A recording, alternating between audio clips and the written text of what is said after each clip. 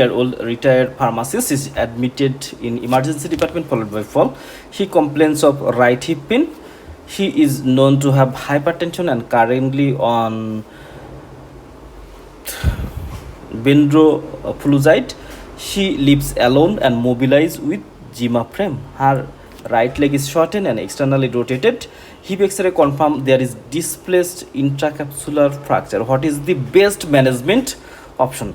So 86-year-old female, and she is unable. That means she mobilized only by the Zima frame.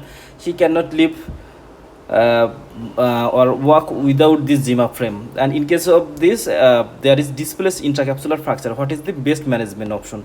Here the options are dynamic hip screw, gamma nail, total hip replacement, hemiarthroplasty, and percutaneous pinning.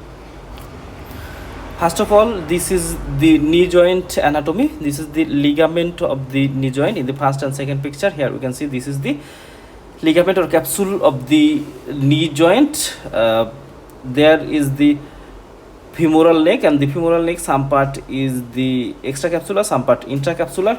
In this patient, the fracture occurs in the intracapsular position, but we have to remember that the patient is not fit to walk alone. Here showing the different type of the fracture. First of all, this is the femoral head fracture, then femoral neck fracture, this area, and this is the intertrochanteric fracture and subtrochanteric fracture. And the management of different fracture are the different.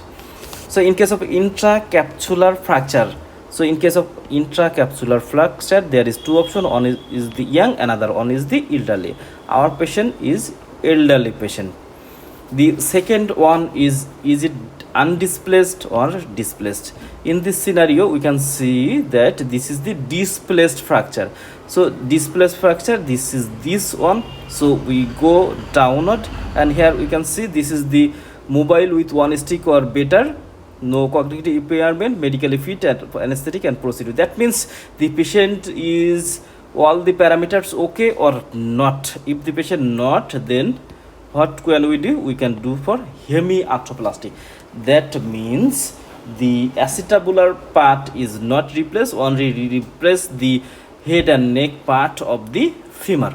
On the other hand, if the patient is not sick, if he or she cognitively okay and is fit for anesthesia, then go for the total hip replacement.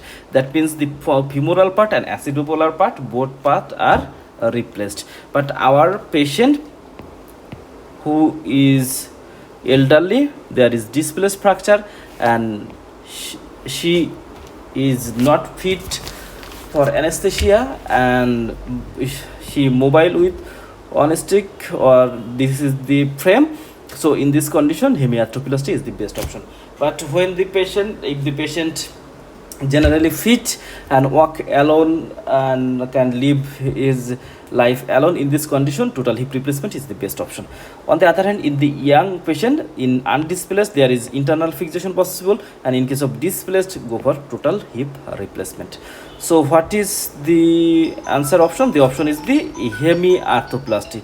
Why hemiarthroplasty? Because there is the intracapsular fracture and the patient usually cannot move. If the patient can move without Zima frame, we should in this condition, total hip replacement may be another option.